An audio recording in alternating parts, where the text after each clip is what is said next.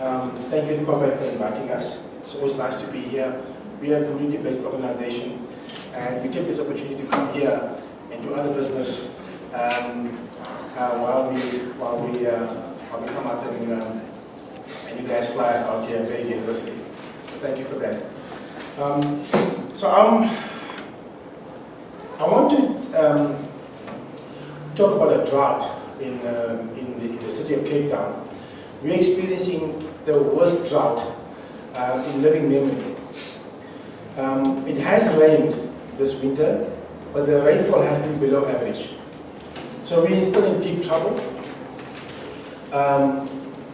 One of the things that has come out for me in the drought is that very prominently state capture has featured in this drought. And we have quickly came to understand that the drought was never about a water crisis. It was about a water management crisis. It was the crisis created by the stewards of our resources, the politicians whom we elect, who were elected to do what they need to do, to protect our water resources, to plan for water infrastructure, and really look at water in the particular light. And I think while we in the Philippine horticulture area has been talking about our area as a drought-proof area for the last 10 years, in our struggle to protect the area as a farming area that produces the city's vegetables, up to 50% of the city's vegetables. Our area has an amazing resource under us. It is an aquifer from which we get all our water. Our area employs 3,000 workers, dozens and dozens of farmers' livelihoods.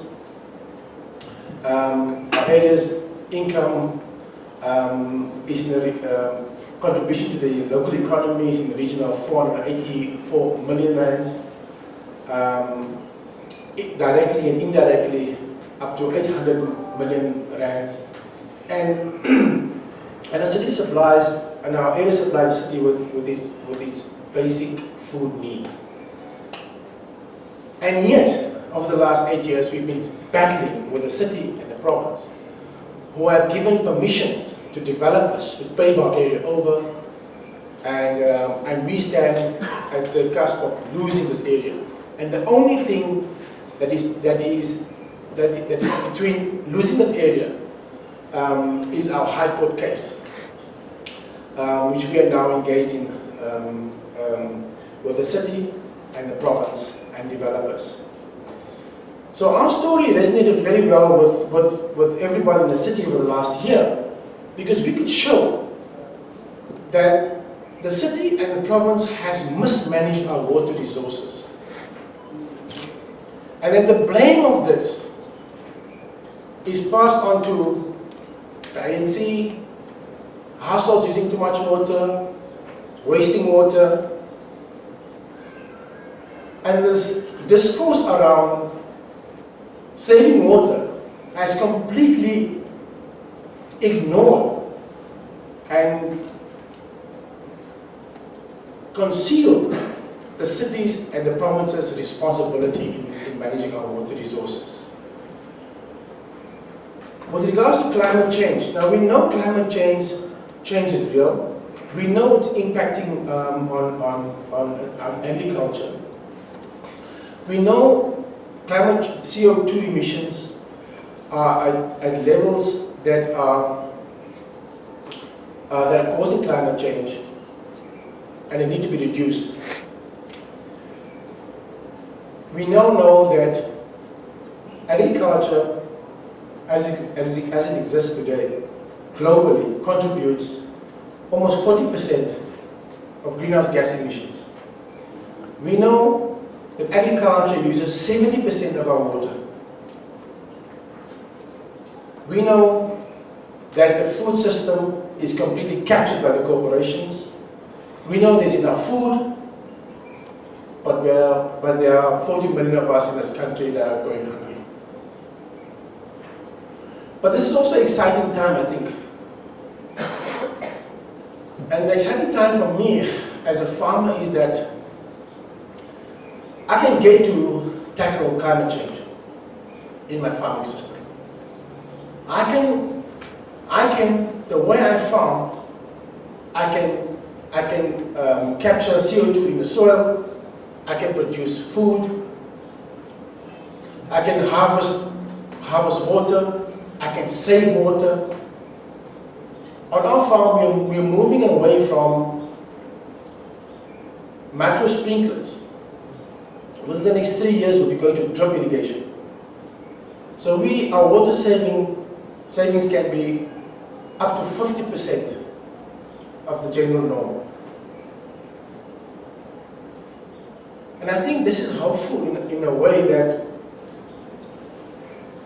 there is a solution to this climate crisis. And the solution lies in the soil and how we manage the soil. And we're learning how to do this. Professor Ratan Lal out of a university in the United States did some good work, and he said to be the premier climate scientist with regards to soil. And he reckoned if globally, if farmers just change their land use management practice globally and add just 2% of carbon in the soil, you would be able to sequestrate all the excess carbon emissions globally. And that's an exciting prospect.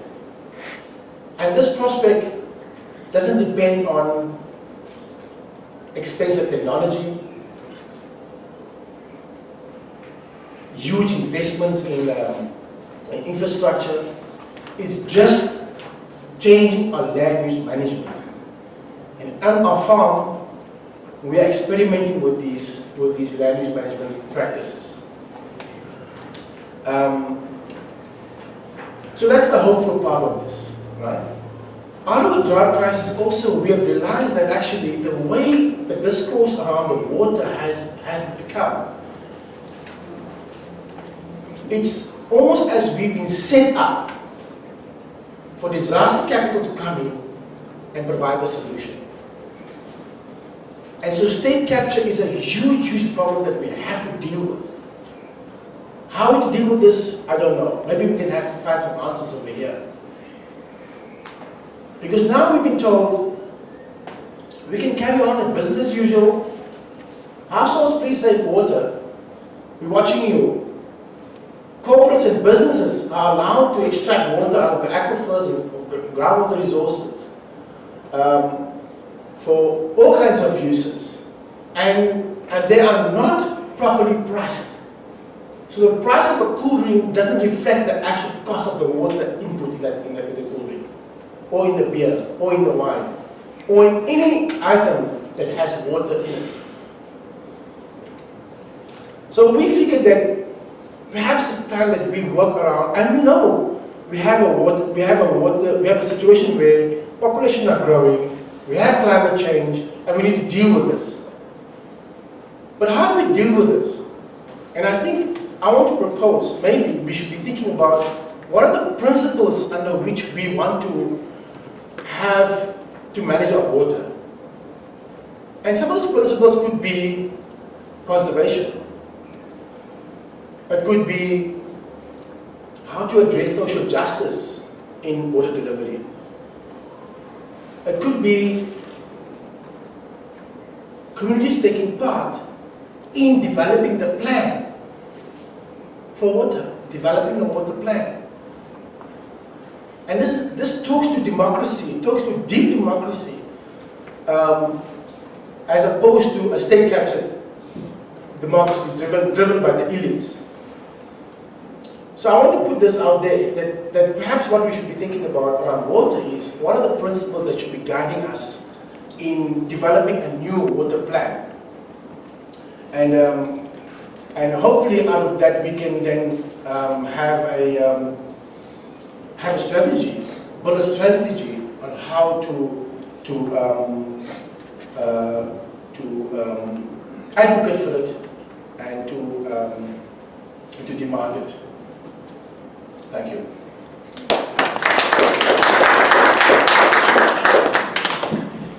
Thanks, Nazeer. That was a good 10 minutes. Do you want to?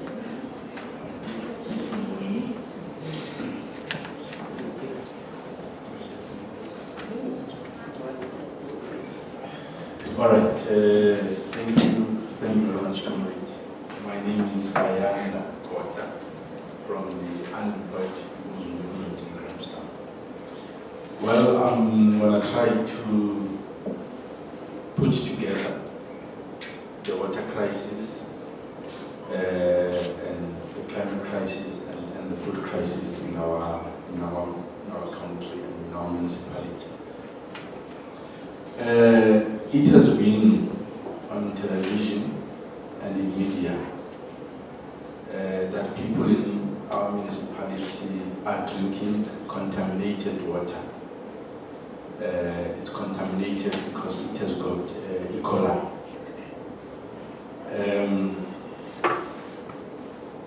When we heard this, it was one of those portfolio meetings in the council chambers. So the water manager then was giving a report to say they did not have money to buy chemicals to purify water. So the water is contaminated. The politicians were quite angry because apparently this information was not for public consumption or knowledge. So immediately we went out to blow the whistle. And it is quite disheartening and very heartless on the part of the politicians that people who drink contaminated water, they are not made aware that the water they are drinking is contaminated. It's quite dangerous. It's very ruthless. It also talks to the system that is very evil, a system that is based on profit. So we had to blow the whistle to say we are drinking contaminated water, and it was huge. It was played recently, in fact, last week on Cutting Edge. The Observation National Eutrophication Monitoring Program also did a research. And in their research, they find out that 50% of South African dams are not safe for the body or for swimming. Their discovery was that they've got what we call cyanobacteria. And the water that we get from the dams in our municipality, it's a water that has got E. coli as well. So we also quite understand that deforestation, industrial agriculture, and the burning of fossil fuels, they don't only impact on our food, they also contaminate the water that we are drinking, and then they consume a lot of water. So our struggle in our municipality, therefore, as the Unemployed People's Movement, it becomes a class struggle. It's not only a matter of sitting down with the politician and say, how can we save water? Because we are very careful, we don't want to put a lipstick on the pig and think that it will not be a pig because you are putting a lipstick, it remains a pig. Then our responsibility is to raise the level of consciousness and the class consciousness of our people. To say it is because of the government policies, the policies of neoliberalism, that we continue to drink and able to coin it together. We have comrades that are working in a dumping site. They have developed gardens there. And also they are doing what you call recycling with the things that are dumped there. They are also doing recycling. So the idea is to turn that dumping site into a green. So we've got those programs. But again, we are very careful to say, okay, I spoke to Comrade Vish. We're asking for a proposal plan for our agroecology village. Those interventions are important. These are the things that we ought to do. But our emphasis again is one. But if we do not take a bull by its horn, we'll continue the phrase of putting a lipstick on the pig. We have to understand that this is a war, and this is a class war. It is for this reason that many of us don't even participate in some of the water forums that I have in our municipality. And we have taken a decision that we will have our own water forums in our own townships that will raise the consciousness of our people so that we understand that our responsibility is to save water, but we have a responsibility of fighting back against the Tamido, against the captured politicians, against the system that is dragging us to the grave alive, as it is going to the grave. It is also dragging some of us, the system of capitalism. So those are some of the things that we are doing, and thank you very much.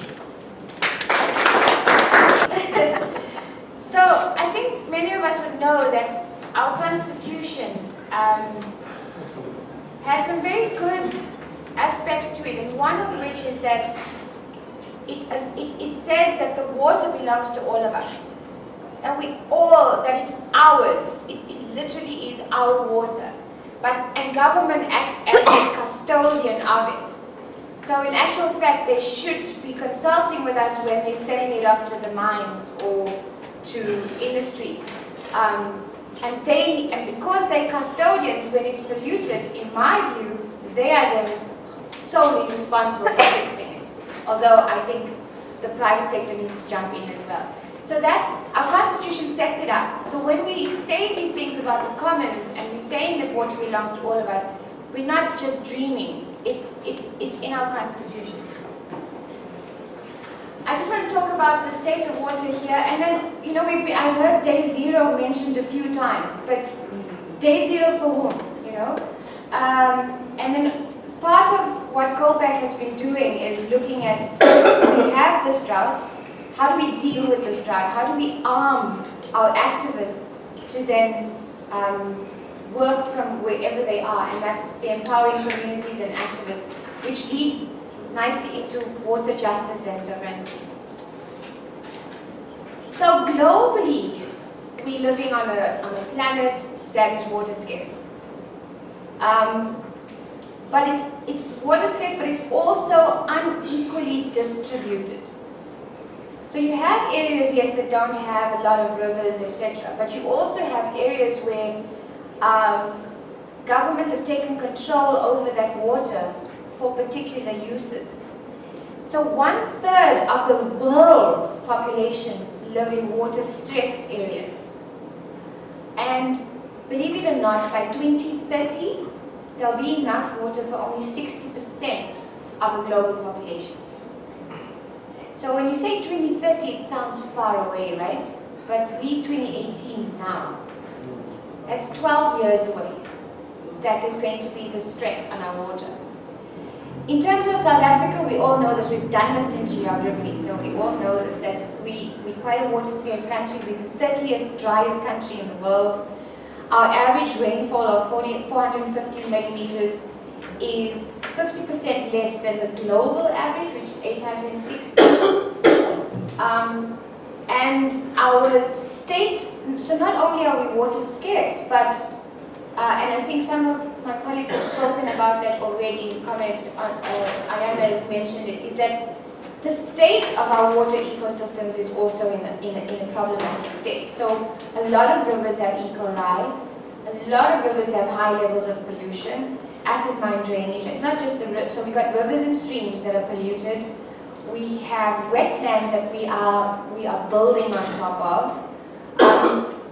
And when I talk about ecosystems and the prayers this morning, while talking about the environment in general, the ecosystem is that. It's the water, it's the plants, it's the chuchas, it's us.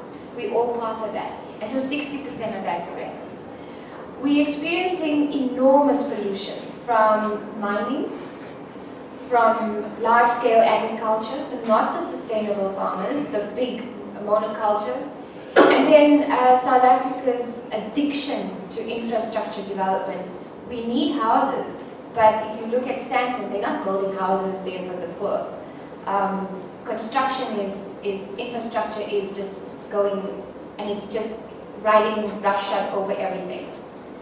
And then, of course, to add to all of that is climate change, which is a reality that we are living. We don't have to listen to what Trump is saying. And we are living it. It's now increasing the floods, the extent of the floods, the extent of the droughts. It's not just that, oh, we're going through El Niño phenomenon anymore. It's climate change is causing these droughts to be much more difficult. So, I mean, I covered this in terms of the threatened ecosystems and pollution, but I just wanted to show you, you know, this week as well, there's been a lot of talks about water. There was the Water Justice meeting in Cape Town last week. Did you know about it? Yeah. So there was the Water Justice meeting last week, and this week, the Human Rights, I don't know if anyone knows it, but the Human Rights Commission has been called into the Vaal, right? Because the Vaal is so polluted. It is, excuse my French and disrespect, but it's really like a shit toilet. That's what our wastewater treatment plants have failed so badly that it's literally, it's the poo. And the picture up there is, you know, I'm doing my research, part of it is in the Vaal. Can you see the picture on the top corner, the top right hand one? It looks like bubbles. It's the poo. It's the gas from the poo in the Vaal Dam. That's what the Vaal Dam looks like. Parts of the Vaal Dam. So then we talk about day zero, right? Because we know our water's polluted, everything, and everyone talks about Cape Town. Day zero, Cape Town. And no disrespect for my comments from Cape Town. You're right. It is a problem. It is a big concern when a big city does not have water. But there are thousands and millions, actually not thousands, millions of South Africans who don't have access to taps in their houses. They rely on taps outside there, and I'll get the statistic in a minute. I was at a meeting yesterday, in fact it was a benchmarks meeting, and I met a comrade there, and we were chatting about her struggles and what she's doing. And she said she's 31. She has never had a tap in her house. Right? This is day zero for a lot of people. So how's our water allocated? This is now government being the custodian of our water and giving it licenses to people, right? So 98% of our water has been allocated. Into commercial forestry, 3%. Mining, industry and energy gets 8%. Domestic use is 27%, but I'll come back to that point in a minute. And then agriculture, so this is the big, agriculture gets 62%. Now, just to say this, I have to say this, this is our water. And there was this article in Cape Town when they were going through the really bad period of that drought, and they were like, day zero is a few days away. And then the farmers said, okay, we will be good, and we will release some water for the people. And I thought, that's not your water to release. It's our water. You give it back. And they refused to reduce how much they were using. So that kind of where they've been given license to use the water, it's the license to use the water, it's not to own the water, and that's something we need to fight back. And just to add, government then has the IRP, which is the Integrated Resource Plan, and in that plan it talks about how many coal-fired power stations it's going to be putting up in the near future, and that's the plan that we all know about, and so we can say, okay, this is how much coal they're going to use, this is how much water they're going to use. And then we get back-handed with, oh, we're going to be putting up coal-fired power stations for the Chinese too. And then, like, where are they going to get the water from for that? So there's that kind of disjuncture. So you can see the water linked to energy, linked to food. So there's a gap between the haves and the have-not, as you can see. 10% of the large water users in South Africa, so the big companies, mining companies, whoever you put there, the large users, use 70 to 90% of the water. And 1% of rural users, that mostly covers the big farmers, large-scale farmers, use 95% of the water for agriculture. So a very small amount of small-scale farmers are getting access to the water. This is the picture I wanted to show you in terms of lack of access. Less than half of all South African households have a tap inside their house. And these stats are not our made-up stats, it's actually government stats that we made look pretty. 9% do not have access to piped water and forced to rely on springs, rivers, and wetlands. Now, if we think that our waters are so highly polluted, then what Ayanda was saying is you can see the reality that people are drinking poor water. 46% of households in South Africa have a tap inside of their home, and then most of those are middle-class homes. 27% have a tap on a property, so it's within walking distance. 12% walk less than 200 meters to get water, and access piped water more than 200 meters from home. Now all of these stats where you don't have a tap, you've got to walk, you've got to, this government classifies that as people having access to water. So when the ANC and, well, the leading party, so when they reach election time and they say, what we've done for the people, we've given access to 90% of South Africans have access to water. And then I looked at this and I thought, but what do they mean by access? So that's something we must always remember. I'm finishing soon. I think we know this. People are living it. There's people from different provinces. 8 of the 9 provinces were declared disaster areas in 2016 due to the drought. So this drought is serious, but we don't seem to be dealing with it in a serious manner. We have the development of the water tanker mafia and the ball bourgeoisie that I call. So what happens is, in extreme drought areas, for the poor communities, you've got government sending out the tankers, the water tankers. But then they go and deliver the water to areas that they're getting a little bit feedback, or they're selling it for a little bit more, or their friends. Or, as in some cases, wanting to know who people are going to vote for, and then go to those areas. So that's who I call. And then the other thing that the water tanker mafia is because they get tenders from local government.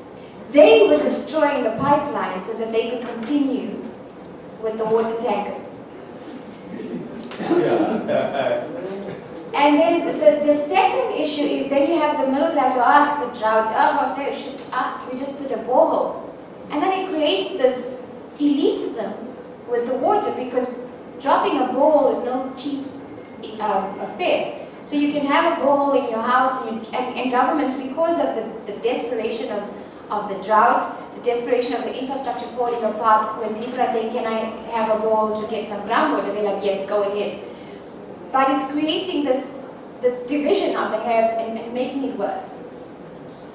And it is estimated that 37% of South Africans' clean potable water is being lost and wasted through poor infrastructure. So the pipes, the local municipalities are in a bad state. I mean, I live in a very, very upper middle class area because I have a little house in that area, but there are leaks every week. Every week there's water flowing, every week. And if it's happening there, you can imagine it's going to be happening everywhere. Just in terms of access, and this is, it's not only about, so you've got the lack of taps, and then you want to get to the dams or to the streams, but then those are now on private property, on private farms. So if you want to go to that stream and want to have access to that stream, you then have this thing of, well, the Constitution says that this water belongs to me. And then the guy on the other side saying, well, I have a gun, and this is my private property, you cannot come on this. So that's what I've been finding as well. And we've got 5,000 private dams. 5,000. So while the water may belong to all of us, there are laws that are protecting a certain group. So how are we responding to these challenges? Government has used a three-pronged approach. They look at policy, so the Constitution has access. They look at Water Act, the latest National Water Resource Strategy. They talk about public participation, and it was a good thing. It worked in some areas where you had the management catchment forums, etc. It was working in the Vaal. They were supposed to establish 19 of these catchment management forums. They didn't do 19. It was then down to 9 or 8 or something, and now they want to have 1. Scrapped. So they want to have 1. Right. Now the problem with that is, if you break it down, communities, I don't know if anyone's here from the Vaal, but they were going to these management forums and they were challenging government, they were challenging industries. It was their point of entry, and now there's 1. The other issue is privatization. Because we need to really keep our eyes open on the privatization issue. I was at a meeting yesterday afternoon, and they were talking about the local municipalities. They're all being destroyed. So there's this company, and I can't remember the name of the company. It's called Rural something. So I'm going to just make up the name. Rural Management, for example. They're taking over service delivery in terms of electricity and water. So they're laying out the pipes. They're then billing people. They're putting prepaid meters in people's houses, prepaid meters for electricity and water, and they're saying, oh no, it's working. They are working in 18 municipalities where there's this privatized control over something that should be a service from government. So it's a big concern. And then I know we harp about the bottles, and we're not going to embarrass people about it, but the bottled water is not so much about the plastic. It is a problem with the plastic if you look at the oceans, right? So that's the first problem, the plastic. The second issue is it should make you so angry when you see a bottle of water, because that's your water that someone privatized and sold it to you at 3 times the price. And that is the issue. That is the issue with privatization. And then policy versus implementation is that we have these policies, but the implementation is poor, and it does not look at the racial issues, the economic divide, and the social structures that exist out there. So don't say we've got 90% of our people who have access to water since 1994. How are communities responsive? And this is the thing that we want to talk about in the coming days, is that how can we respond? How can we take back our water? One of it is there's a lot happening around water justice and talking about the access, challenging pollution. I know a lot of organizations are here, people challenging pollution, privatization, scarcity, all of that. So that it needs to come together. Because if we do it separately, it's going to be weak struggles. If we come together, it's a big monster of a struggle that can take it out. I've got some examples there, but there's others that are in the room, like Set C, groundwork. So those are just the ones I was talking about. And then technology. I know that government's like, let's do rainwater harvesting, and that's great, but it needs to happen everywhere. So what they did with solar water heater geysers, which is a good thing, is they rolled it out in poor areas, and they did it so badly that people don't want it. So why must there be a different rollout of services depending on the areas in which you live in? Indigenous knowledge is something we need to build on. We need to not lose traditional knowledge and indigenous knowledge. And I think when you look at things like how to protect the plants, what are the plants that exist, how do they help each other, and how does indigenous knowledge help us to farm when there are droughts? That those types of things that we don't know enough of because government is focused on the big farmers and big technology. water use efficiencies, what we do, that's the other thing. Yes, we need to save water. But when we're going through a drought, put a big tax on those industries that are using so much water. Don't tell me to close my tap. Yes, I will close my tap. But go and target those people. And then the issue of citizen and people science. I think one of the issues that we found with the catchment management forums and people working on water and water pollution, E. coli, is that when you go and argue with people, and I think Des can tell us more about that, when you go and argue with the companies or with government, they make you feel as if you're just stupid. You don't know anything. That what do you mean there's E. coli? How do you know there's E. coli in your water? Did you test it? Now, we don't walk around with testing machines, right? So the point is we need to arm ourselves with the knowledge. And there's basic knowledge that we can have to go and test and to do these kind of things and take back our water. Just for one thing, for people who know about the restaurant industry, they do this swab. There's a swab they have. It's a cheap swab. We need to make sure that we get this for everyone, especially for communities like yourself, where they swab the counters to see if there's E. coli and if it's clean and all of that. And you swab it and you put it in the thing and it stands for 24 hours and then the next day you'll know the amount of E. coli because it changes color. They're using this in KZN, by the way, to test the waters. But then you see, it's for the doozy, right? So the canoeists don't get the runs, right? You see? So we need to take those simple techniques and use it and make sure that everybody gets it. And you use it where you're living. You open your tap, you can test the E. coli. You open your river, you go to your river, you can test for it. And it's cheap. We need to demand those kind of things for people who have to get access from streams and rivers. And then, of course, agroecology. We need to push that. We need to say that we need to do a different way of providing food, otherwise we're all going to go hungry.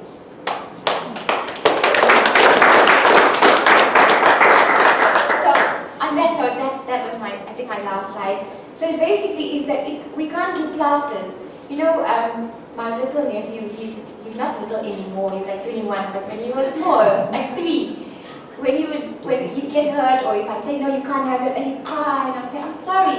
And he'd say, sorry is not a plaster, right? So I think that we need to not do the plaster solutions. We need a full-on systemic change. And I think that's what COPAC is trying to do here in terms of water justice and get us all on the same place. Thank you. Thank you, Ferrial. That was very informative, and I'll let you run on for a few more minutes because there is time, but also because it was interesting, fascinating. We need to know these things if we're going to be fighting for water justice and water sovereignty. So I'm going to give a presentation on COPAC and the South African food sovereignty's role in fighting water justice, food sovereignty. I'll just share, but afterwards we do have quite a bit of time where people can share about what they are doing in their communities to fight for water issues, climate justice, and food sovereignty, and any other struggles. There'll be time to share. So I'm going to touch on, I'll first start with the South African Food Sovereignty Campaign. So Vish mentioned this in the beginning, COPAC's role in helping establish the South African Food Sovereignty Campaign. It started with the Right to Food dialogues, which we co-hosted with the Foundation for Human Rights. And after a series of dialogues around the country, we decided, and all the participants decided, that we need some kind of national platform where we can make our voices heard at a louder, at a national level. So then the idea of the South African Food Sovereignty Campaign was birthed, and then it was launched in early 2015 with over 60 organizations of farmers, community organizations, environmental justice organizations, a whole bunch of different people who came and launched this campaign. And from then we've had various activities, which I'll explain, at local and at national level. So in 2015 we also had a hunger tribunal where we put on trial food corporations, the media, and various other people for causing hunger in our country. We invited farmers, the hungry students to come and give testimony at that tribunal. 2016 we had a Drought Speak Out and a National Bread March, and this was with a few other organizations in Johannesburg. The Speak Out was that in the I'll speak out. So we had a speak out where we invited farmers to talk about how the drought has affected them. And then we had a national bread march to the streets of Joburg where we handed a memorandum to the Wits management, and that began the process of engaging with them and establishing the Wits Food Sovereignty Centre, which I'll get to later. And then we also handed a memorandum to food corporations, linking the drought to increased food prices and to hunger. And then all through this time, we've also had various activist schools on food sovereignty and on saving seeds, etc. So in 2017, we developed a People's Food Sovereignty Act, and each of you have been given the act. You can read in the first 2 pages about how that was developed, but it was a participatory process where we brought together people from around the country in the campaign to give input into this act. We launched it at a People's Parliament, and then after that, the next year, we presented it to national government departments. This was last year. We went to about 6 departments, and we gave them our act. 2018, the South African Food Sovereignty Campaign has taken a new direction where we've decided that we do still need to have these national level campaigns and focuses, but it's very important that we build at a local level. So we're looking at building food sovereignty in towns, villages and cities. We've also had the national level stuff, so we had a dialogue with Parliament on the drought in Cape Town, and we also had workshops with various organizations in Cape Town, and then there's what we're doing today, which is the climate justice charter process. Here are just a few pictures of our activism and 2 of our comrades there. So the first picture is the launch of SAFC. The next one is Lovely Devine. The next one is the tribunal, the People's Tribunal on Hunger. And the next one is an activist school on agroecology. We took a few activists to Limpopo to do agroecology training. There's Comrade Tami speaking at some event. The next picture is a march. I think that's the National Bread March. And then the following 2 pictures is the Wits students handing over the memorandum to the Wits management. And there they are laying out a few demands, which as students, what they want the university to look like to make it more food sovereign and climate just. So through all our campaigning, as you would have seen, the drought and climate change have always been a thread running through our activism. For example, the Drought Speak Out, engagement with Parliament on the water crisis, and then we've also created a few tools which have directly addressed hunger, the link between climate change and hunger and the drought. And we've got 2 animations. One of them is brand new, which we'll show tomorrow. Another one shows the link between climate change, the drought, and hunger. And then we've got the activist guide, which is the blue one that you've got on your tables, the water guide.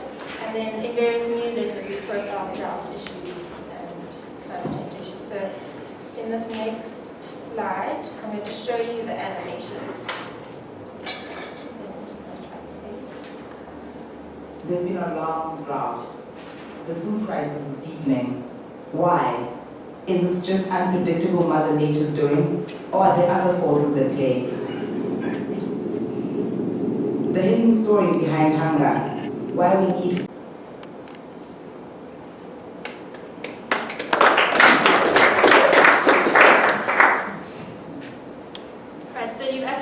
also been given a copy of those DVDs, and it is on YouTube, so please share it with your communities as well.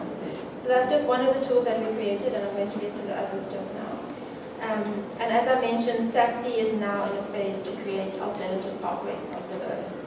So to do this, we try and encourage, as I mentioned, building food sovereignty and climate justice in villages, towns, and cities, and we have some powerful examples currently in practice which we need to try and strengthen, but also tell their stories and also replicate. So the one example is the Inala students and the Wits Food Sovereignty Centre, which we're going to visit tomorrow and celebrate with them. So this was birthed out of the bread march that we had. We handed a memorandum to Wits management, and from there they gave us a building, which is quite a nice old heritage building where students can now get their hot meals, 100 students, over 800 students per day line up to get there. their food. They used to get their food in a parking bay, and now it's moved to this new building. We're also envisioning we have a communal kitchen already, students cooking for themselves, cooking the kind of food that they want in that center, but then also more food gardens. So you'll see one great example of the food garden that the students have already established, but we envision more food gardens and linking that to the kitchen and linking that to departments and just getting the whole university involved. We've also got Beacon School, and Magda's here from Beacon School, and she's doing amazing work with the learners at the school, teaching them how to grow food, getting the community, teaching them how to grow food, and Magda, you can maybe share more later if you'd like to. We've got struggles in the Western Coast, that's Devine fighting against mines in Lit School in the West Cape. We've got the Children's Resource Centre teaching children about water issues, teaching them about food sovereignty. Earth Law, trying to revive Indigenous knowledge. Singisa, teaching people how to save seeds, establishing seed banks, and agroecology. Biliwe, maybe you can say more about that later as well. So there's all these different examples, and they're great, and I'm sure that there are a lot more, and all of you probably know about. But it's about building these pathways from below, showing that there are alternatives and that they do work, and just getting that out there. So our contribution towards this, COPAC contribution, we are assisting with the Food Sovereignty Centre, but also we've developed a whole lot of tools to help communities develop these alternatives. And so here we've got some activist guides and tools, and we've given you some of them. The first one was a food sovereignty guide, which was developed a while ago, teaching communities about food sovereignty. All of these are available on the SAFSI website. Teaching communities about the problems in the food system, and then the solutions of food sovereignty and agroecology. We have a seed saving guide, which looks at problems in the seed system and practical steps on how you can start your own community or household seed bank and save seeds. Then we've got the People's Food Sovereignty Act, which I mentioned earlier, it also serves as a tool to educate people. It looks like quite a big document, but I must say that it's 20 pages is the act, and the rest of it is research that was done to develop the act. But it's a way for people to go into the communities, use it as a roadmap to say this is what we are heading towards, but also to educate people about what food sovereignty is. And then the water guide, which Ferrial helped us write, which gives a lot of great important details about the food system, the water system, how it works, what are the issues, and then how people in their communities can fight back for water sovereignty, and it also introduces the water charter idea. And then there's also the newsletters, which we put out 3 a year, which also profile various activism, but also international examples as well to get us inspired. And then finally, coming soon, we've got an activist guide on sustainable land use, which we'll hopefully have ready at our next workshop with you all. So all of these tools, we give them to activists when they come to our workshops. We're giving them to you now, and we encourage you to share them with your community to build these alternatives, and they're all quite accessible as well. If you look at the activist tools specifically, the first chapter is how to have a workshop and how to use this guide to have a workshop. So that's the aim of these tools. All right, and that is all. So I think our panel we will line up again, just so that everyone can see us. And we have quite a bit of time. We have until 11:30, so we've got 40 minutes for people to comment, ask questions, but also tell us about what kind of challenges, what kind of struggles are you going through, what kind of activism, and what are the challenges. Who wants to go first?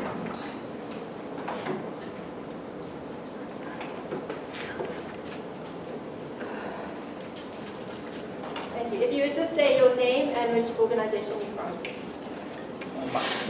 My name is Brian Ash, and I'm from the KZN Water Caucus, or South African Water Caucus as well. I just want to, it's a comment around the catchment management process. Ferrial spoke about catchment management forums. It's actually the 19 were actually catchment management agencies, and there's about 80 catchment management forums in the country. 80 or 80? 80. So it's just that's your local level, but there's also devolved down in some municipalities. There's also citizens forums which are municipal run, and they are basically the concept is good, but they've been hijacked by the politicians to a large degree. So as I say, and some of the catchment management forums are tick boxes as well. That they take place, and that's it. And they run sometimes with support of the national department, and sometimes without support. And the ones that run without support are probably the most energetic. Question, Paul? Ferrial, you said that they've condensed everything into one catchment management. I'd heard that idea had been abandoned, so because they recognised that actually then it's not catchment management anymore, it's just water management for the country. So I don't know if anyone knows better, but... Yeah, it's been officially taken off. They've disbanded the process of bringing it about. It was a combination of the Water Caucus objecting and also Labour objecting within. So we've still got 9? We've still got 9 at the moment. Only 2 are functional.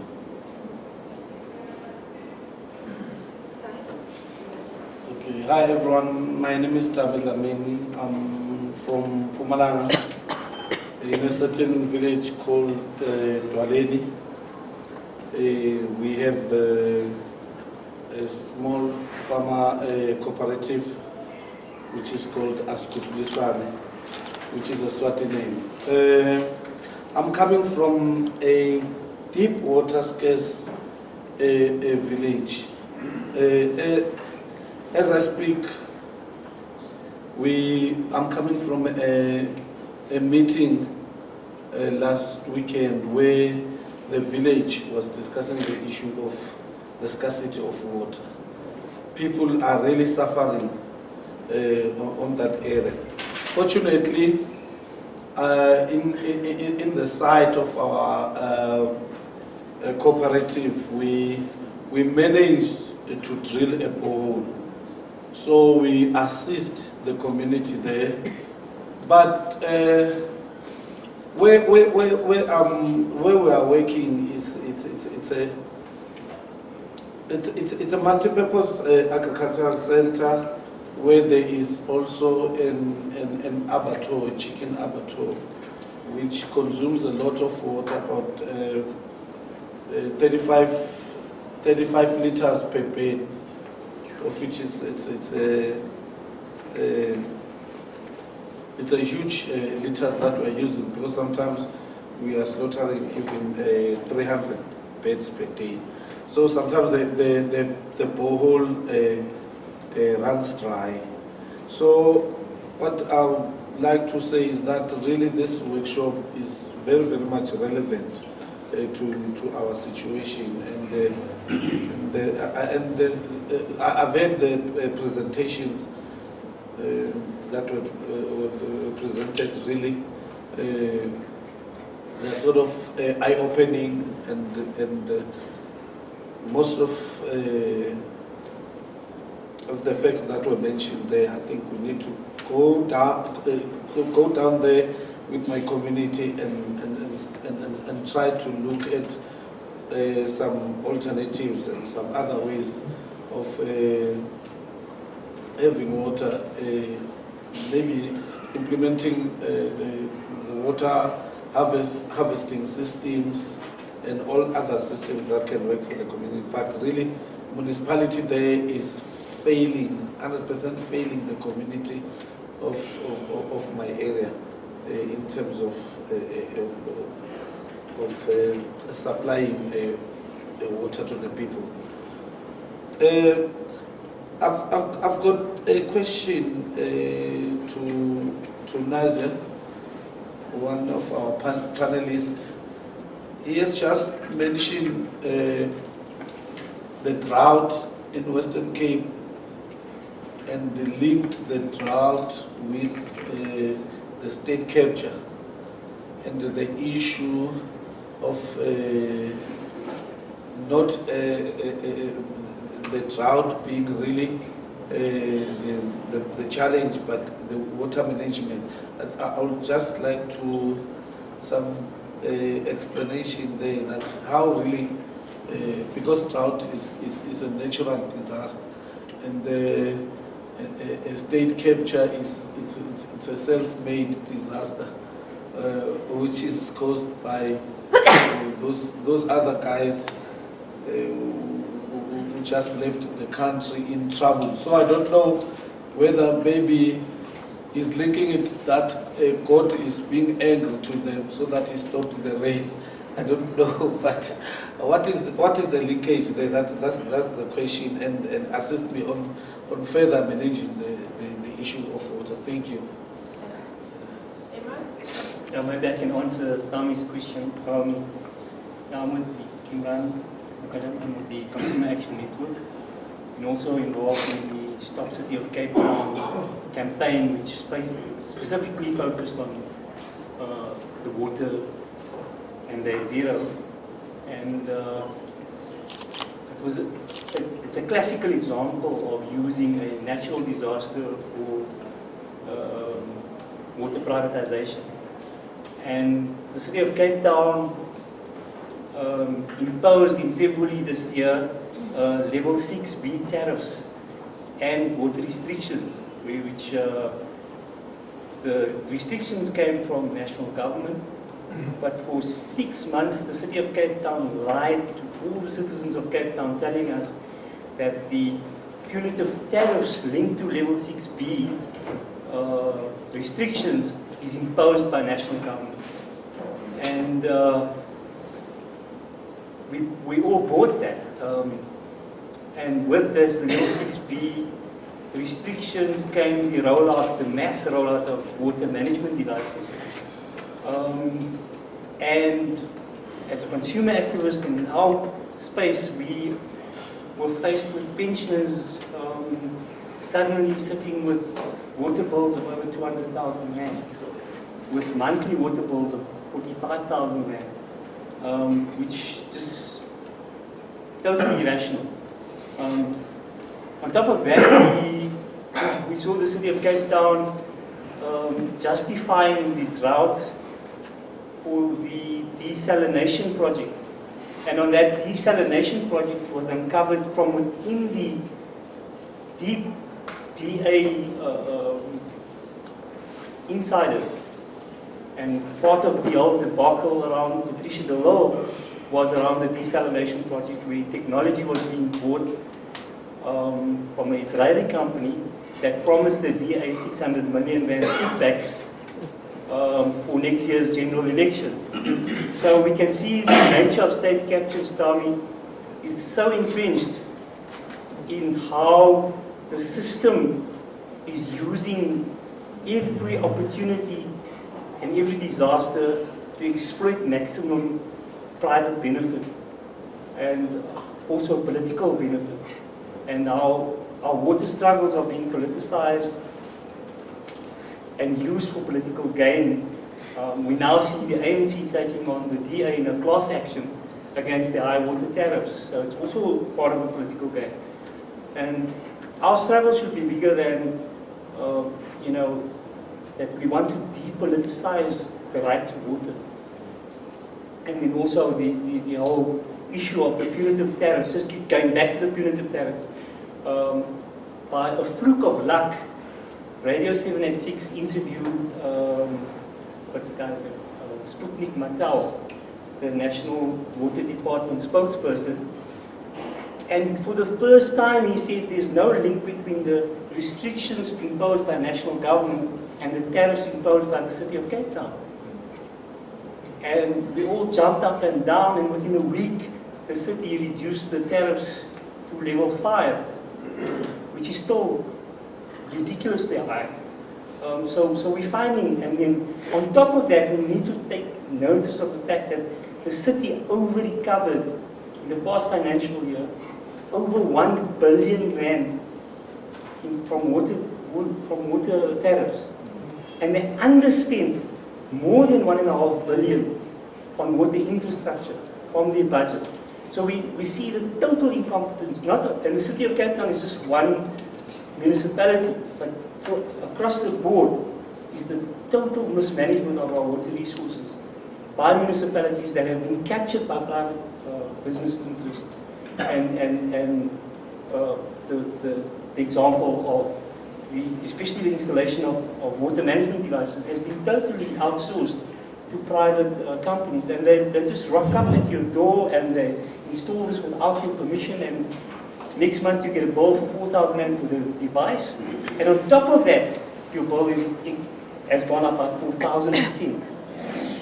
So this is the lived reality in Cape Town on the back of Day Zero.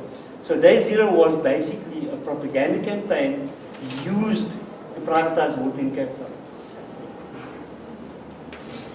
Thanks, Nazeer. My name is Levine Kota from Richmond, the West Coast.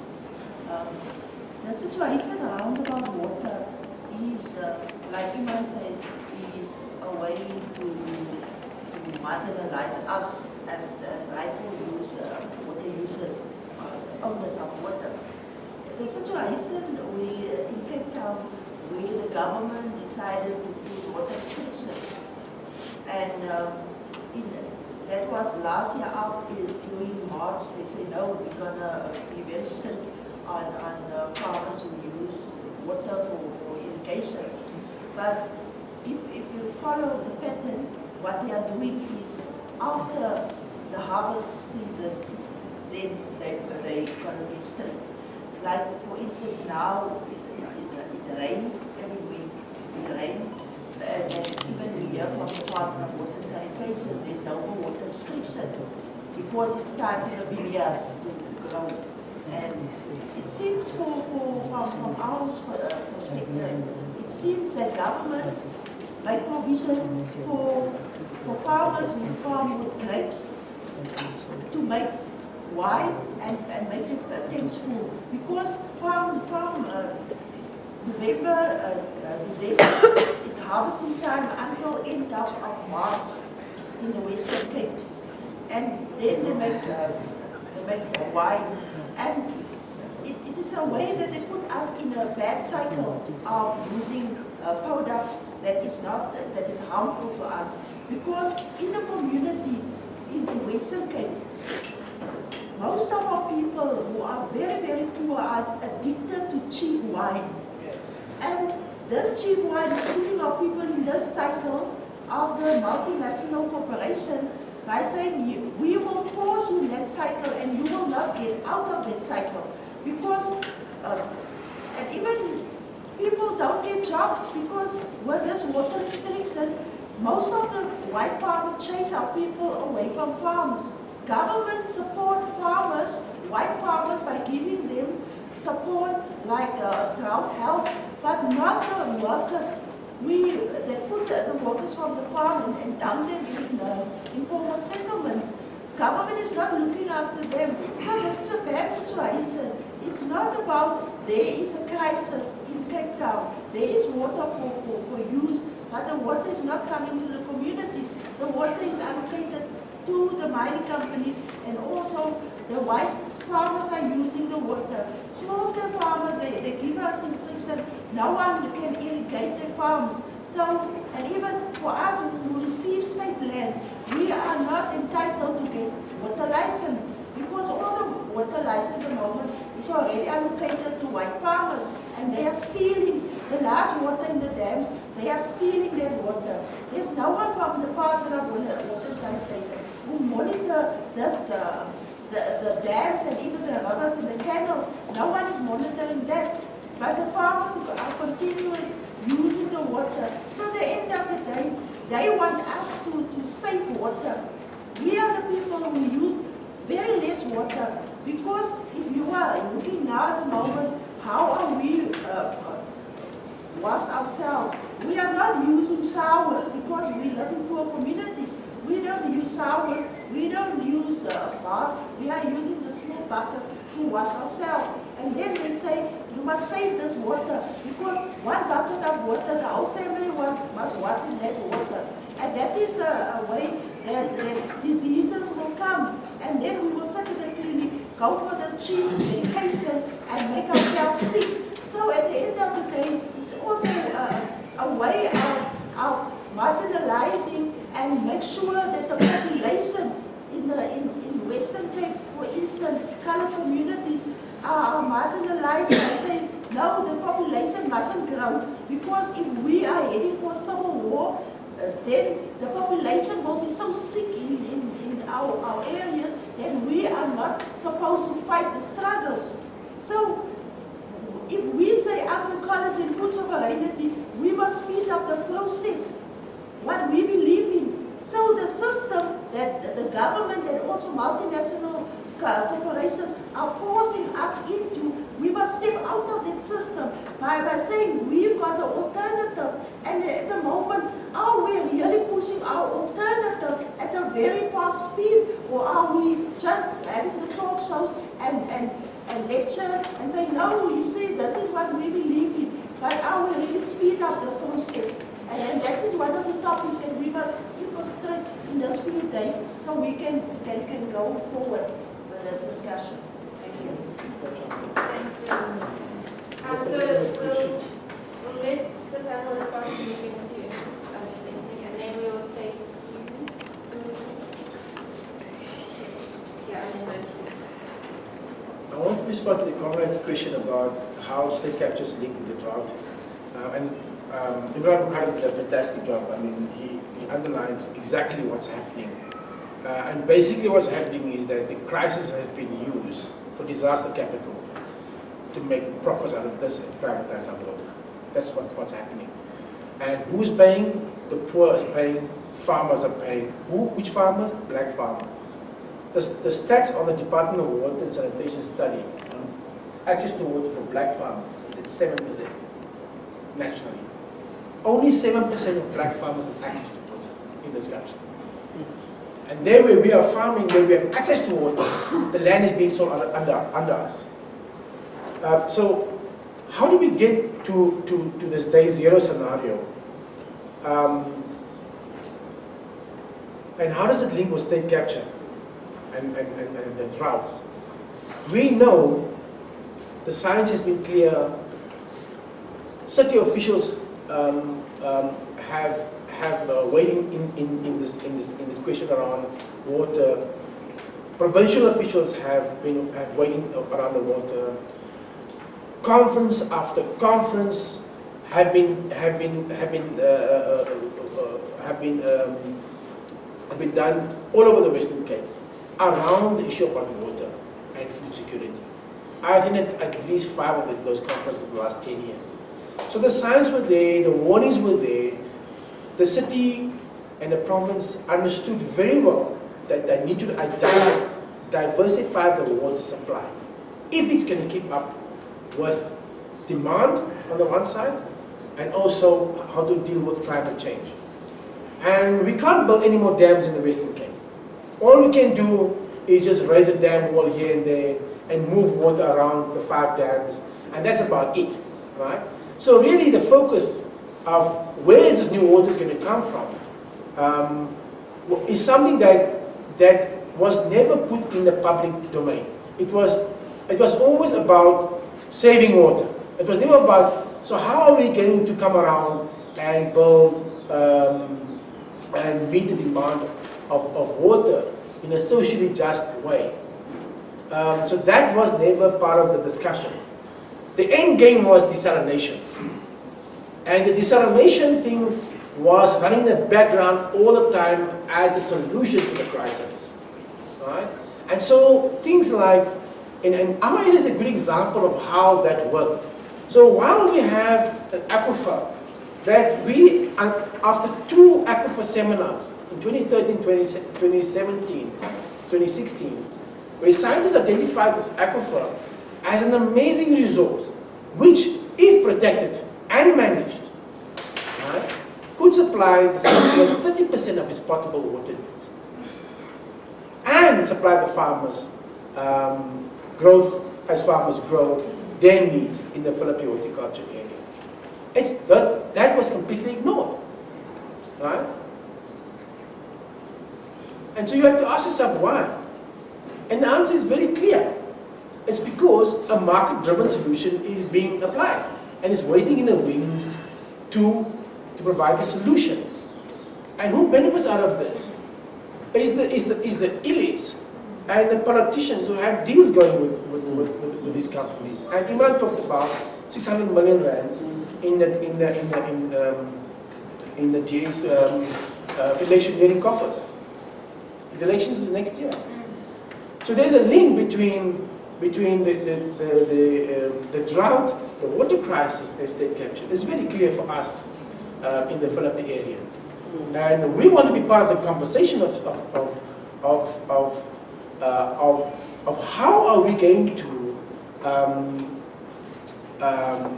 diversify our supply. You know, that meets some criteria, right? Because we know we have to increase our water supply, conservation, perhaps, social justice, and public participation. You know. If we are asked to pay for these tariffs as communities, surely we should have a say in how that water plan is rolled out. Right? The system over there talked about in the Western Cape, the wine industry is huge and powerful. Constantia, Stellenbosch, you see the wine farms, those areas look beautiful, right? The property prices, the farms are in the millions and millions. Right? But if you come to an area like my area, the Philippine horticulture area, where we're producing food, it's completely neglected. And it's deliberately allowed to decay. Why? Because it's this commodifying of agriculture, where wine is seen as something that there's a private gain in wine, right? And the water use on wine is shocking. Over 800 million liters of water is used to produce 1 liter of wine, right? So we have to ask ourselves our questions, do we even need to have these wine farms? Right? At the same time, we have black farmers who don't have land, who are struggling to get access to land, and are struggling to get access to water. Thanks. All right. Well, all that I could say, it's about for an example, some of us believe that the municipality has to get the skill for people to do the testing of water and the purification. They have to look for that skill. But currently you owe Amatola Water Board about 40 million rand for this kind of work. I remember in one council meeting that we attended, it's a pity we are not allowed to speak. They made a commitment to fix what the comrade was talking about, the 37% of potable and clean water that is being wasted because of the leaks. They made a commitment that we are going to fix that. And some of us knew that the problem is infrastructure, and they got paid. You continue to experience the problem of sewage, the problem of collapsed infrastructure, the problem of leaks through around our municipality and in other municipalities as well. So we, in that interview, in the program that was playing on SABC, and some of us take these things to the heart. One person said, there's an alcohol called Umshobolale. I think it's 70% yeast, it's very dangerous. So one person said, we better drink this kind of alcohol because we do not have water. If we do have water, it's contaminated. We might as well kill ourselves and drink this kind of alcohol. So you've got a state that continue to fail people and pushes people to this to the position of desperation. And any society that pushes people to desperation is not society, it is a society to be replaced. Thus, many of us believe that these things are structural. And for us to be able to address them, we need to understand that, I mean, the whole system has to change. I'm not saying the reforms that are taking place in some of the programs that we are doing, and they are important.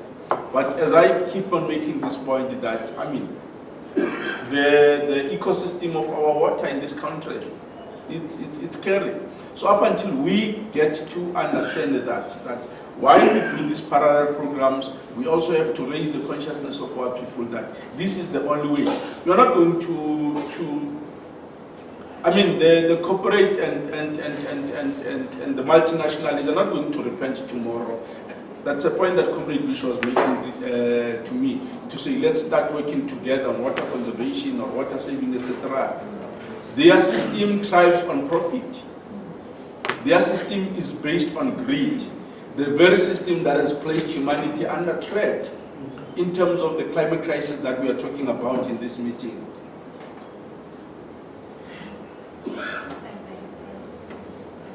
Okay, we'll start with David. Should I stand? Sit down, it's fine. So good morning everyone. Here's Nazeer. I'm from Durban, KZN, in the shadow of the petrochemical refineries. I just want to make a few comments about this because I see a bit of gaps. I'm not going to answer. I think what you guys said is fine. We must understand the system, the multilateral system. So I'm going to take you from the international level. If one looks back, we've had our rivers, functioning rivers. We've had a lot of access. Our people could go and live in the water. We never had bilharzia. We could swim in the river. We could drink the water. We could cook with the water. The international multilateral systems based in New York, Washington, the Washington Consensus, the Europeans, the Canadians, the Australians moved all their processes to the south. All their dirty industry that required a lot of water to the south. The Chinese are doing the same throughout Africa. The Indians are doing the same. Right? Building big dams, all linked to corruption. The Inga Dam in DRC, major problems. Millions of people have been relocated. Cabora Bassa Dam, the Lesotho Islands Dam. All these dams are linked to all the corruption. People have lost their land, their burial grounds, their foods. And what are they doing? Well, unemployed. A lot of it was for what? It was for all the shift to the mining, shift to the industrial forests in this country, shift to industrial agriculture, the wine, shift to the paper mills that we have all over the show in this country. If you look around our coastline, north and south, west, it's all industrial forest plantations. It was a strategic decision made that said we're going to create jobs. The mines are collapsing in South Africa. People are losing their jobs. The paper mills, with the advent of technology now, Europe is no longer buying a lot of paper. The paper mills are closing down. But yet the water is still being used. Masses, paper mills take masses of water. The petrochemical industry, the biggest in the southern hemisphere and the biggest in Africa, uses a lot of water. At 1/10 of the cost that you and I pay. 1/10 of the cost that you and I pay. So that process, you must understand the system. The system pushed all this onto us. Our leaders took it on the pretext that it's going to create jobs, and a lot of them were linked to all the corruption. The Lesotho Island project exposed a lot of that corruption. How much money went to the elites? And people are still waiting for homes after being forced out of it. To where I come from then. So you must understand the system. The Washington Consensus, and now we have the what Patrick calls sub-imperialism, the BRICS. The rush for the Chinese to build big infrastructure projects, to dam up everything. Lake Malawi is under threat. Lake Chad is drying up. A lot of this is drying up. Check the research, guys. And I wonder how much water is going to come south. So you can imagine the amount of wars that's going to happen over water. We haven't seen anything yet. And we'll be calling on all those people crossing the border, we'll be calling them Makwera and all that. Not realizing our leaders are part of all that there that created the fluctuation of people. In the rural areas, Our government has allowed the plantations to take over most of the land, the sugarcane farmers in north of KwaZulu-Natal and south of KwaZulu, resulting in the water, in the rivers. Go to Tugela River, the biggest river that supplies the Vaal, and it comes into Cape Town. That river is empty. I've traveled up and down the coast and I've seen all the rivers, they're dry now. The drought is not yet finished.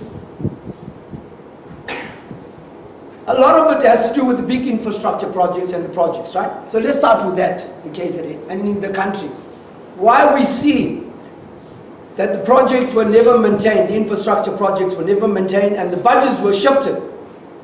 Understand it clearly, the budgets were shifted for the World Cup. There's been an increase when they moved all the budgets to the World Cup to build those big soccer stadiums that we did not need. They were white elephants. All the sewage works in KZN, we've got it all documented. I can show you Ferrial there. Have all collapsed. All the sewage was in the river. Read the CSI report. KZN. That's why that a lot of the marine life has died. We've documented all that. Somebody has drawn up the notion that, you know what, so all this has collapsed, and the money has shifted because of all the cronyism. You don't have qualified people, all the corruption linked to all that, what you spoke about. Hitachi, you're all aware of Hitachi? Linked to the arms deal. They're building the desalinization plants. Can you believe it, with the city? So you see the corruption in all what you speak about? But more importantly, the big paper companies like Sappi Cycle, the biggest paper company in the world, is based in Umkomaal. The whole town is controlled by them. The river is dammed up only for their use. Can you believe it? The local farmers don't have water, don't have access to that water. They're not allowed to take it. But we're going to build a desalinization plant in the ocean when we have water. So it's a false pretense by getting water to create a crisis when there is water. Secondly, they want to build desalination plants in the Mercy. We've had a big fight there. We've taken them on there. Moving indeed farmers, peasant farmers away. Not the sugar barons, not the plantation barons that supply the paper.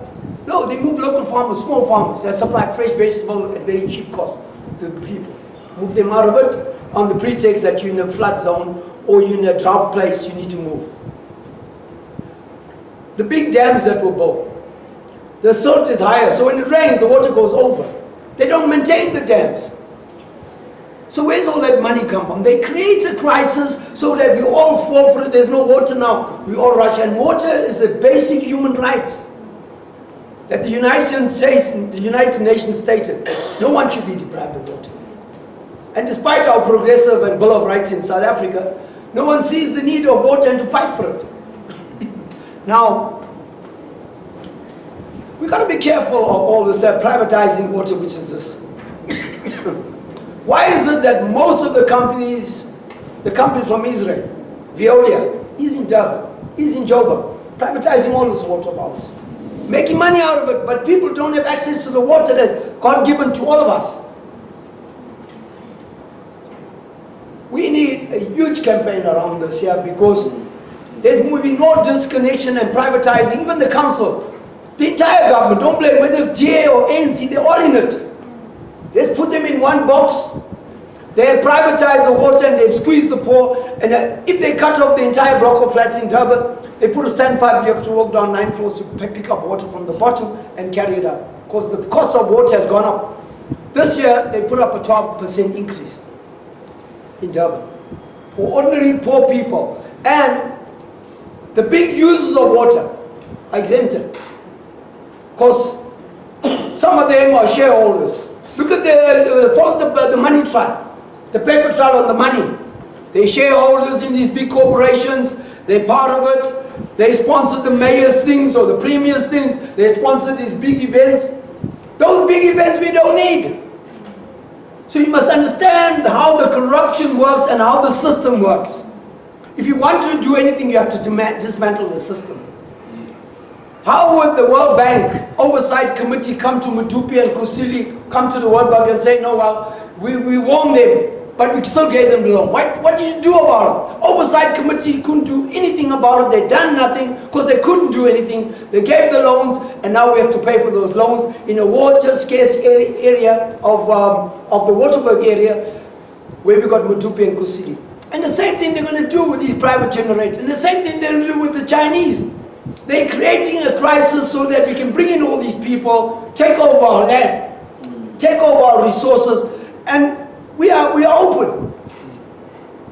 The entire country, guys, has been sold. The entire ocean has been sold by the previous number one. He cut up the entire ocean, all from Cozy Bay, in blocks, sold it to the oil companies. So why they're going to do that, destroy the marine life, destroy the water, they're going to destroy all the people. And it's mostly poor people that's going to be affected in this country. And until we start waking up and rising up and become a people for each of us, we're going to fail.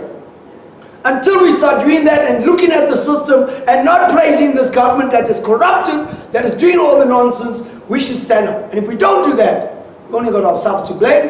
And when the crisis comes, then we'll all be looking like yes, we got open arms. Too late. Nature ain't waiting for none of us. It's going to act before us. And if we don't do it now, it'll be too late for anyone of us.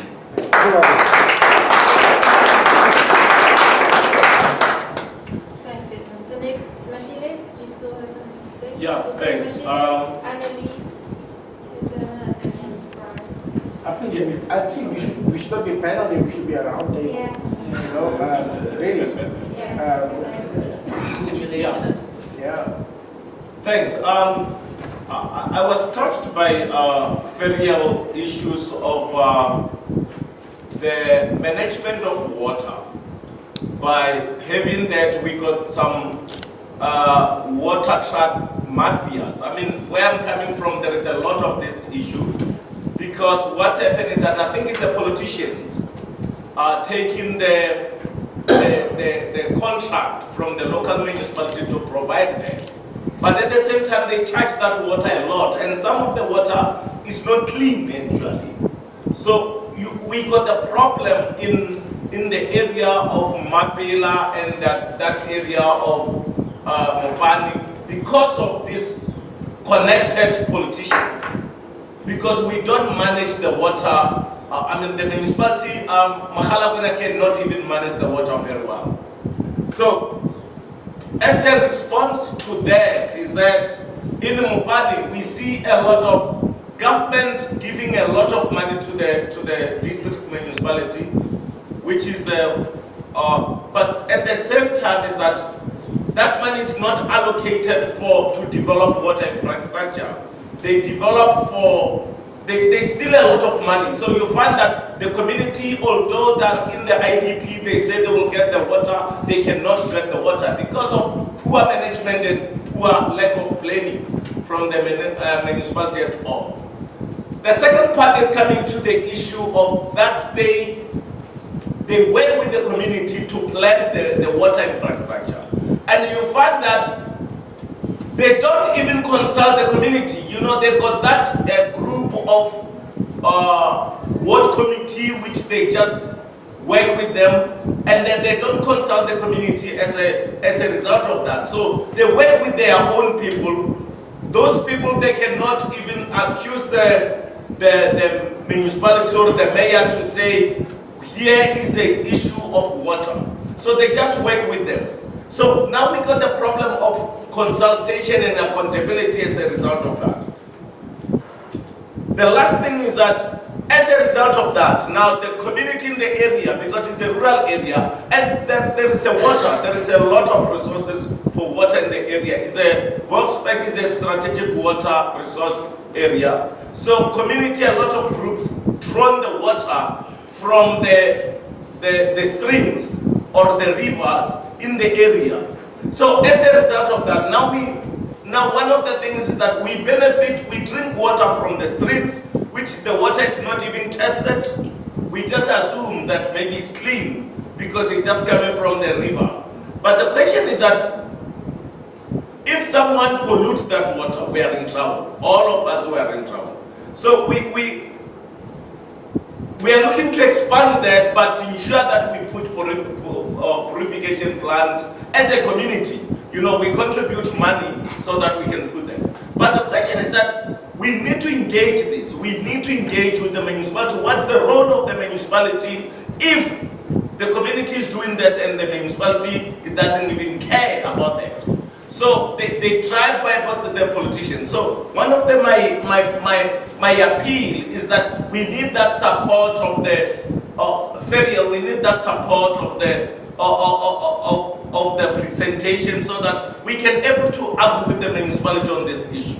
We are really tired about the matter. Thanks. Thanks, Ashley. Next, Annie.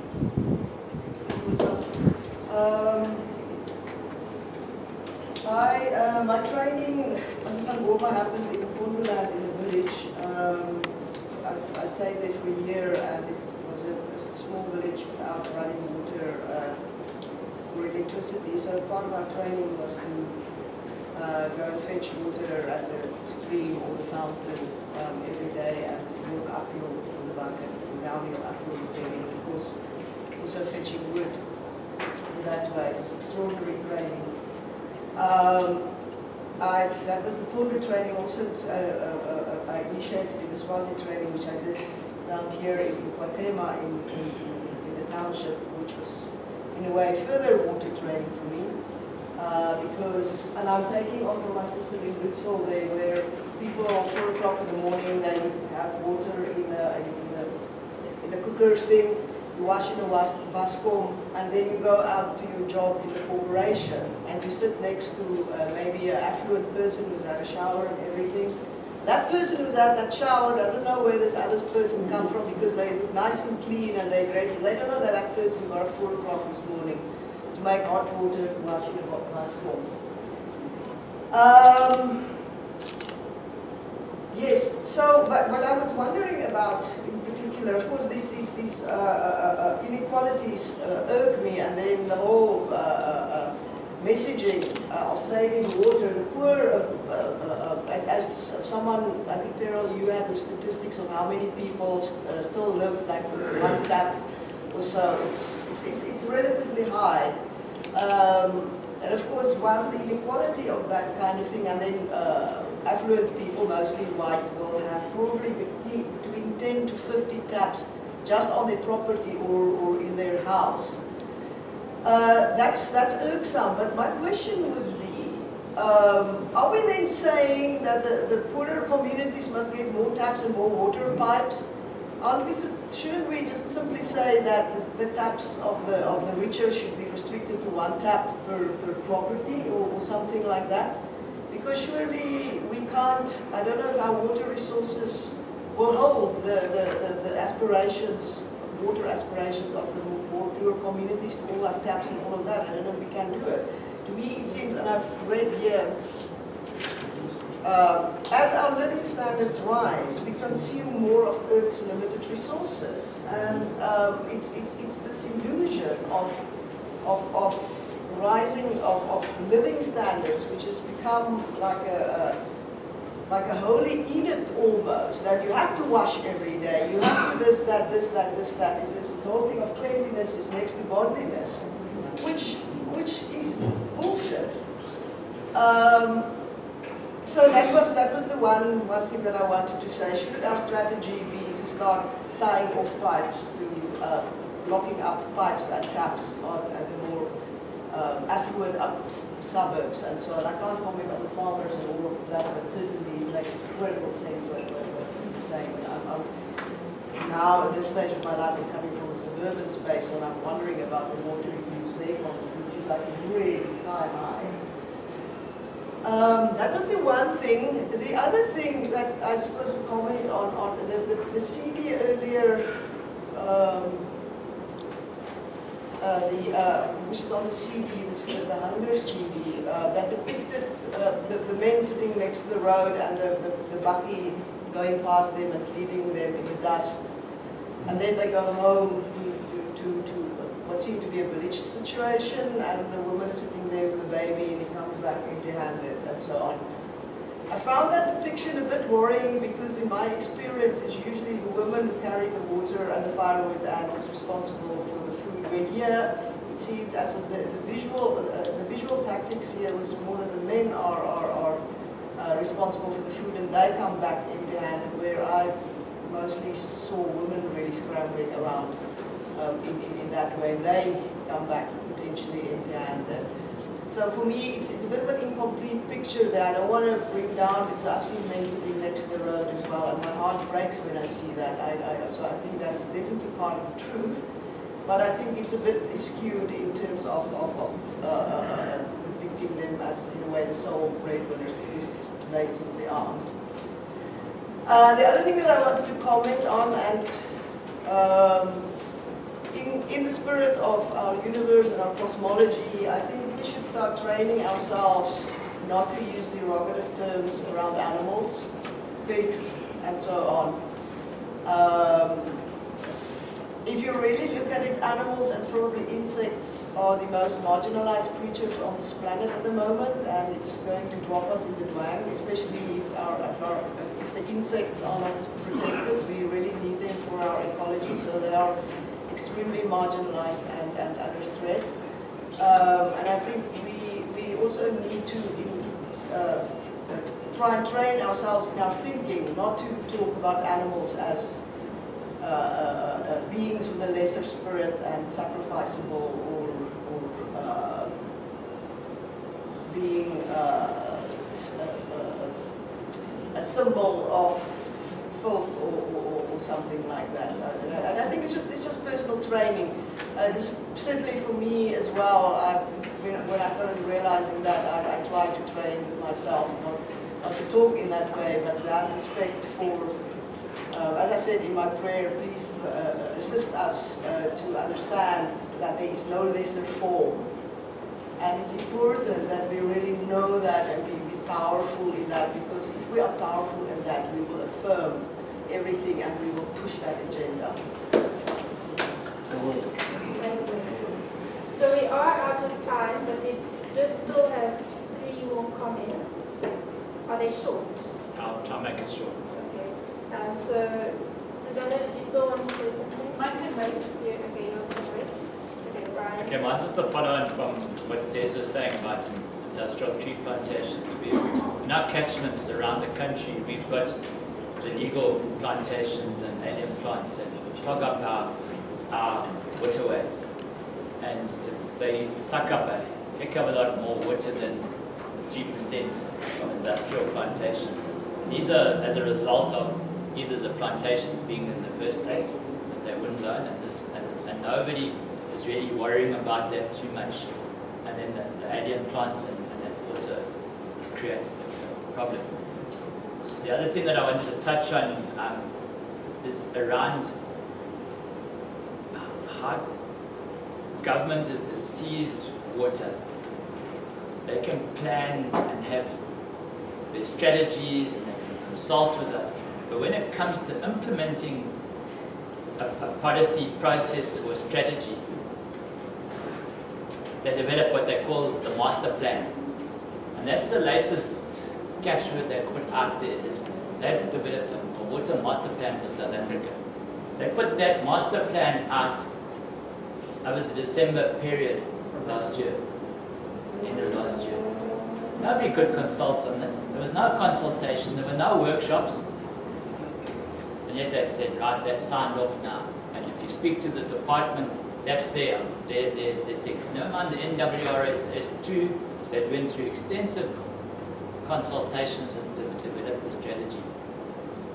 So this is my concern, is that we've got a government who consults and then the old saying, think left, act right. Yes. And I think we've got to be very, very careful of this process, because if we don't, they're just going to plan and they're going to provide water to the big industrial users. And that's what it's all about. It's about giving those groups water. And that's how I'm going to stop there. Hassan, is it short? No, in fact, it's a complaint, not short. It has to be slightly longer. We all had our hands up. You allow other people to make real long speeches, and then there's no time for engagement in the discussion. So we should actually make sure that if there are many people, how are we going to share this time, let alone share the water?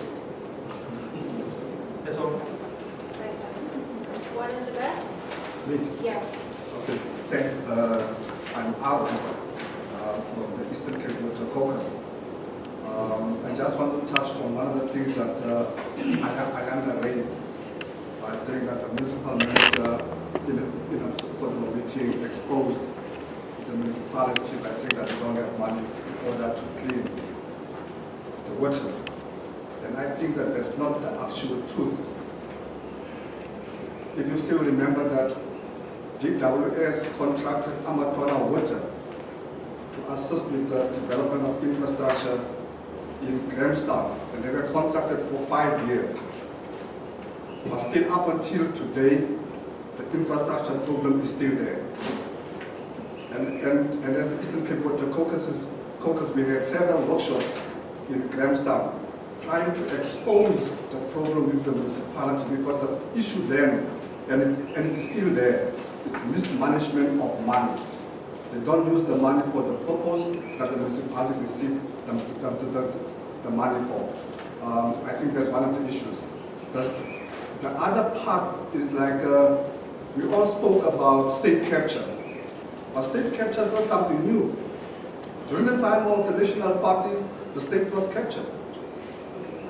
During the time of the government for national unity, the state was captured, because some of our comrades, they were there. The state was captured, and I can mention a lot of things why I'm saying so. But most of the other things, I think I will raise them tomorrow when we have the discussion groups, because I think that some of the issues I raised them also last week in Cape, and I will raise them again here. Thanks, Aaron. So we're going to give each of you a minute to respond to your say, and then I don't know when Comrade Aaron says I'm very economical with the truth. Which part? Because I've said, if you were listening with your both ears, I said it was in a portfolio meeting of infrastructure where the water manager reported, right? And we picked that up. The politicians were not happy. Having picked that up, we immediately went to the press and we invited SABC. I hope you saw it on TV. And it played recently on Cutting Edge. So which part am I economical with the truth there? Because I'm just telling what happened, how did we get the information? So what I'm saying basically is that even the municipal manager, because in some of the other workshops, was also involved in, even during the time of the formation of the Catchment Management Forum, the Upper Cowie Catchment Management Forum. So all those things, we picked them up during that period. And we had several workshops. But Comrade Aaron, for more than years, we did not have a municipal manager in Makana municipality. The municipal manager has only been appointed recently. We had Tembanguni acting, we had Plummer acting, we had the guy from Tedpili acting, number of people acting for many years, right? I don't know which part are you refuting. Tell me which part am I economical with the truth? Maybe we don't understand it. Okay, I think we can continue with that discussion, and you can discuss it with the team and even in the groups later. Do you have anything to say? I want to read about the end of maybe. Okay, yeah. 2 minutes. Ferrial, do you have Maybe I just... Yeah, Ferrial can go ahead. I mean, I don't have much to add. I think that everything people have been saying is exactly what we've been talking about. In fact, we've recently written something on water wars as well, where we're saying it's not just water wars between countries, but that what we are experiencing on the ground in terms of service delivery, in terms of access, that is all miniature wars that are happening in our country. So I think that's what we're saying. And I think also the gender dimension, I think it's a very important point that Annalise has raised. And that there's also the way we talk about climate, or the way when we're looking at solutions, and that's part of the water gap, is to understand that there's a difference in the way people use water, women and men. And then the final thing is, often when we talk about poverty, we picture rural. But I think there's a lot of people, and there's a lot of female-headed households in and I know City of Joburg and City of Tshwane, because that's what I'm researching, is that there's a lot of people going hungry in the urban areas, and so we must be mindful of that as well. Yeah. I want to share this with you guys because I think the problem, we all understand the problem, and basically it's around land use. The way we have managed our land has impacted on communities, but also impacted on the climate and so on. And I was last year they were busy organizing a workshop for a bunch of farmers. And I went to go and look for Professor Obach at Nelson Mandela University. And after a long time, I actually drove in our province. And I was devastated what I saw. And this was even before Day Zero came about in the city. And of course, all of us who are working in the water arena understood that, the droughts are coming, water is not allocated properly, it's become a scarce resource and so on.